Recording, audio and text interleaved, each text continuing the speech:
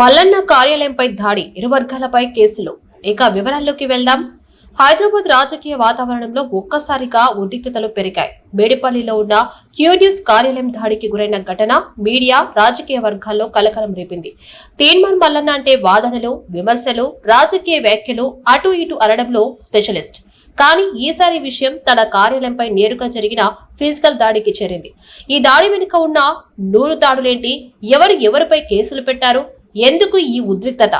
మేడిపల్లిలో ఉన్న క్యూన్యూస్ కార్యాలయం వద్ద మామూలుగా జరుగుతున్న రిపోర్టింగ్ పనులు, వీడియో ఎడిటింగ్, లైవ్ డిబేట్ల ప్రిపరేషన్ నడుస్తుండగానే ఊహించని విధంగా కొంతమంది వ్యక్తులు అక్కడికి చేరుకొని ఆఫీస్ వద్ద నినాదాలు, అల్లర్లు సృష్టించారు.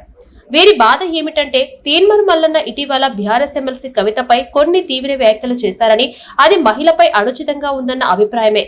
ఈ ఘటనపై తీన్మార్ మల్లన్న స్పందిస్తూ, ఇది స్వతంత్ర మీడియాపై దాడి మాత్రమే కాదు, నన్ను హతమార్చేందుకు పక్కా ప్లాన్ అంటూ తీవ్రంగా మండిపడ్డారు. తనపై దాడి వెనుక జాగృతి కార్యకర్తల హస్తం ఉందంటూ మేడిపల్లి పోలీస్ స్టేషన్ లో ఫిర్యాదు చేశారు.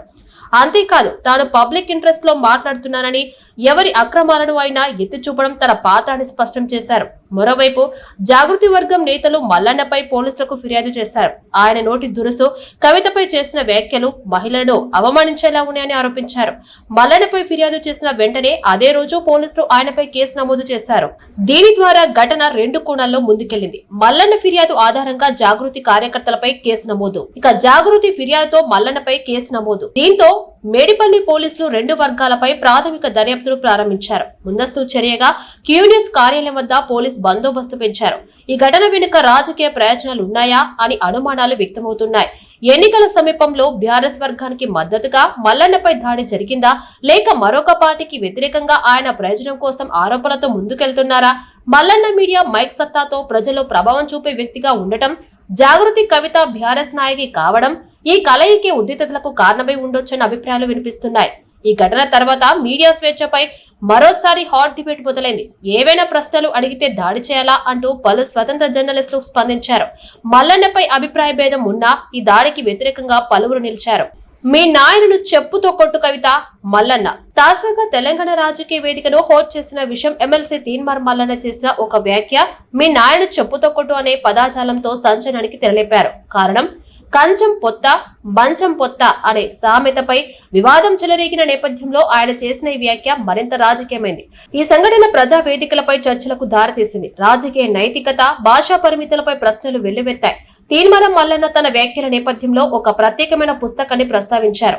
తెలంగాణ సాహిత్య అకాడమీ ప్రచురించిన సామెతల సంపుటి, అందులో ఒక సామెత ఉంది, కంచం పొత్తే గాని మంచం పొత్తు లేదు. ఈ పుస్తకానికి అప్పటి ముఖ్యమంత్రి కేసీఆర్ ఆమోదం తెలిపారు. పైగా దాని తెలంగాణతనాన్ని కొనియాడారు కూడా. అయితే ఇప్పుడు అదే వాక్యం తీరుగా మాట్లాడితే అభ్యంతరం ఎందుకు? ఇదే ప్రశ్న మల్లన్న విసిరారు. ఇది వాడుక భాష, ఇది తెలంగాణ సామెత, మీరు నేర్చుకున్న పుస్తకాలే చూస్తే తెలుస్తుంది. మరి ఇప్పుడు అసభ్యంగా మారిపోయిందా? మీ నాయన చెప్పుతో కొట్టు, ఇది మూర్ఖుల తత్వం. ఇక్కడ ఆయన మీ నాయన చెప్పుతో కొట్టు అన్న మాటతో తాను పరోక్షంగా రాజకీయ ద్వంద్వ ప్రమాణాలపై ప్రహసనాన్ని చర్చించారు. ఇది కొందరికి అపార్థం, మరికొందరికి తాజా నిజాయితీగా అనిపించింది. మల్లన్న వ్యాఖ్యలు అధికార పార్టీని ఉక్కిరి బిక్కిరి చేశాయి. అసభ్య భాష, అసభ్య సంస్కృతి అంటూ ఆయనపై మండిపడ్డారు. తెలంగాణ పౌర సంస్కృతి, వాడుక భాష గురించి మాట్లాడటంలో తప్పేముంది అంటూ మల్లన్నకు మద్దతుగా నిలిచారు. ఇది కేవలం ఒక సామెత గురించి కాదు, ఇది తెలంగాణ రాజకీయ వ్యవస్థలో భాషా స్వేచ్ఛ, రచనల సమర్థత, వ్యాఖ్యల అన్వయాలు లాంటి విషయాలపై చర్చను ప్రారంభించింది. ఒక సామెత ఒకప్పుడు గౌరవంగా భావిస్తే ఇప్పుడు దాన్ని దురుద్దేశంగా అన్వయించడం ఎంతవరకు సరైందన్నది అసలు ప్రశ్న. తీన్మార్ మల్లన్న చేసిన వ్యాఖ్యలు రాష్ట్ర రాజకీయాల్లో మళ్లీ భాషా సంస్కృతి, వ్యక్తి విమర్శల మధ్య సరిహద్దులు ఎక్కడున్న దానిపై చర్చను తెచ్చాయి. సామెతలే సాక్షిగా ఒక వాక్యం భిన్న దృష్టికోణాల్లో ఎలా అర్థమవుతుందో ఈ సంఘటన చెబుతుంది. తెలంగాణలో, భారతదేశం మొత్తంలో మహిళలు రాజకీయంలో ముందడుగేస్తూ సమస్యలపైన మాట్లాడుతున్నటువంటి సందర్భాన్ని మనం గమనిస్తున్నాం. మహిళలు రాజకీయాల్లోకి వచ్చినటువంటి వారిని చాలా పరుషమైనటువంటి పదజాలంతో ఒక బాధ్యతాయుత పదవిలో ఉన్నటువంటి వ్యక్తులు విమర్శ చేస్తే మరి వాళ్ళు వచ్చేవాళ్ళు కూడా రాకుండా వెనక్కి తగ్గేటటువంటి పరిస్థితి ఉంటుంది. నా ఒక్కదాన్ని ఈరోజు ఎమ్మెల్సీ నవీన్ గారు, చింతపండు నవీన్ అలియాస్ తీన్మార్ మల్లన్న గారు ఎంత దారుణంగా మాట్లాడినరో తెలంగాణ ప్రజలందరూ చూసిండ్రు. అసలు మేము ఆడబిడ్డలు అట్లాంటి మాటలు కనీసం మా నోటితో కూడా ఉచ్చరించేటటువంటి పరిస్థితి కూడా ఉండదు. సిగ్గు అనిపిస్తుంది, నిజంగా బాధ అనిపిస్తుంది. ఎందుకు రావద్దా? ఆడపిల్లలు బయటికి రావద్దా? రాజకీయాల్లో ఉండొద్దా? చెయ్యొద్దా రాజకీయం? ఏం మాటలు ఇవి? అంశం మీద మాట్లాడాలనుకుంటే, ఇష్యూ మీద మాట్లాడాలనుకుంటే ఇష్యూ బేస్డ్ మీద మాట్లాడండి. దాదాపు 1.5 year నుండి తెలంగాణ జాగృతి నుండి బీసీ అంశాల్లో మేము అగ్రభాగాన నిలబడి పోరాటం చేస్తున్నాం. నేను ఏ ఒక్కనాడు కూడా తీన్మార్ మల్లన్న గారిని ఒక్క మాట కూడా అనలేదు. నేను అసలు ఆయన నన్ను ఎందుకు అన్నాడో కూడా నాకు తెలియదు. నన్ను అనాల్సిన సందర్భం ఏందో కూడా నాకు తెలియదు. సరే, ఆయనకి ఏం కోపం ఉందో లేకపోతే ఎవరన్నా ప్రేరేపించిండ్రో ఎందుకన్నారో నాకు తెలియదు. తీన్మార్ మల్లన్న గారిని మాత్రం నేను ఒకటి రిక్వెస్ట్ చేస్తూ ఉన్నా. మీరు బీసీ బిడ్డ కాబట్టి ఏది పడితే అది మాట్లాడితే చెల్లిపోతుందంటే కరెక్ట్ కాదు. గుర్తుపెట్టుకోండి మల్లన్న గారు, తెలంగాణ ప్రజలు ఎక్కువ కాలం పరుష పదజాలాన్ని సహించారు. మీరు ఎటు పడితే అటు మాట్లాడితే చూసుకుంటే ఎవరు ఊరుకోరు. నా ఛాంబర్లో ఉండగా కరెక్ట్గా 11:25-30 ప్రాంతంలో జై కవిత అంటూ,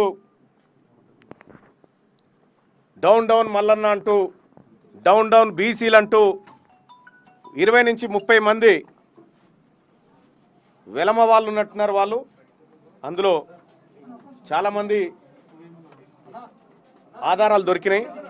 వాళ్ళు వచ్చి మా సిబ్బంది పైన దాడి చేసి, ఇక్కడికి వచ్చిన ప్రజలు కన్నీళ్లు పెడతా ఉంటే కూడా వదలకుండా వాళ్ళపైన దాడి చేసి, వాళ్ళని తీవ్రంగా గాయపరిచి, మా సిబ్బంది పైన దాడి చేసి ఫర్నిచర్ ధ్వంసం చేసుకుంటూ, ఇక్కడ మా కల్వకుంట్ల కవితక్క నాయకత్వం వర్ధిల్లాలనుకుంటూ, మా గన్మెన్లు ఎంత నిలువరించినా వినకుండా మా గన్మెన్ల పైన దాడి చేసి